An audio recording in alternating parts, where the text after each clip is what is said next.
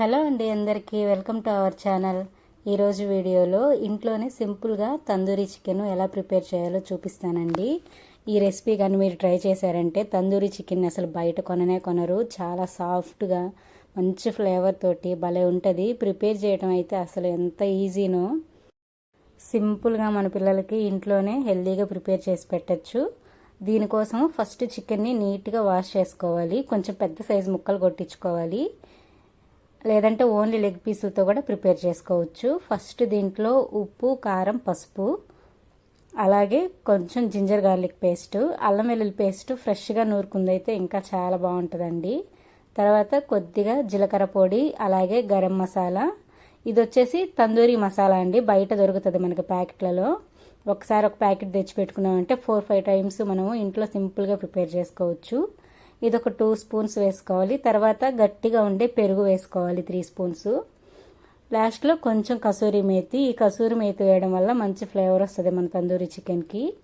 వీటన్నిటిని బాగా కలుపుకోవాలండి. చికెన్ బాగా మ్యారినేట్ అవ్వాలి.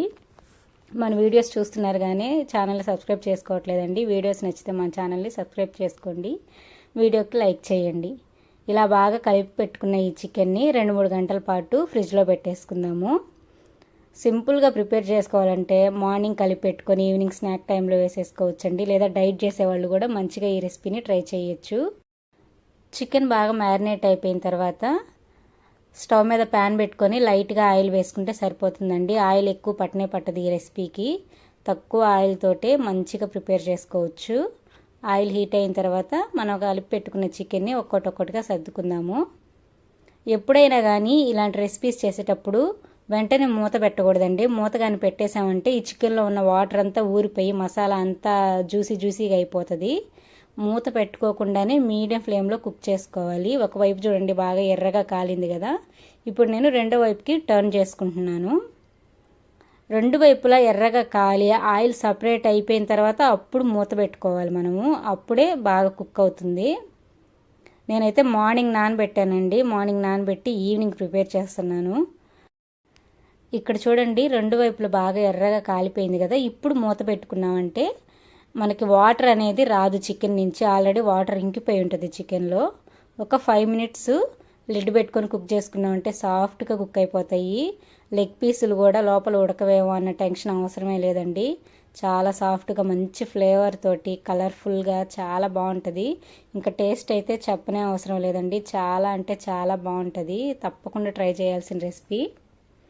మా ఇంట్లో అయితే పిల్లలు చాలా ఇష్టంగా తింటారండి చికెన్ని. నేను రకరకాల రెసిపీస్ చేస్తూ ఉంటాను చికెన్ తోటి. మలై చికెన్ అని, తందూరి చికెన్ అని, చికెన్ కబాబు, ఇంకా చికెన్ నగెట్స్, అవి కూడా నేను ఇంట్లోనే ప్రిపేర్ చేస్తూ ఉంటాను. ఇప్పుడు వీటిని తీసేసిన తర్వాత కొద్దిగా అడుగంటుకొని ఉంటుంది కదా, దాన్ని నేను గరిటెతో తీసేసి ఇంకొక బ్యాచ్ చికెన్ వేసుకుంటున్నాను. ఆయిల్ కొంచెం తగ్గింది అన్నట్టుగా అనిపిస్తే ఇంకొద్దిగా ఆయిల్ వేసుకుంటే సరిపోతుంది. నాకైతే ఆయిల్ ఉంది, ఇంక నేను వేయట్లేదు. చక్కగా డైట్ చేసేవాళ్ళు కూడా తక్కువ ఆయిల్ కాబట్టి ఈ రెసిపీని ట్రై చేయొచ్చు. చాలా అంటే చాలా బాగుంటుందండి, ట్రై చేయండి. బయట అయితే అస్సలు కొనరు ఈ రెసిపీ తయారు చేసిన తర్వాత.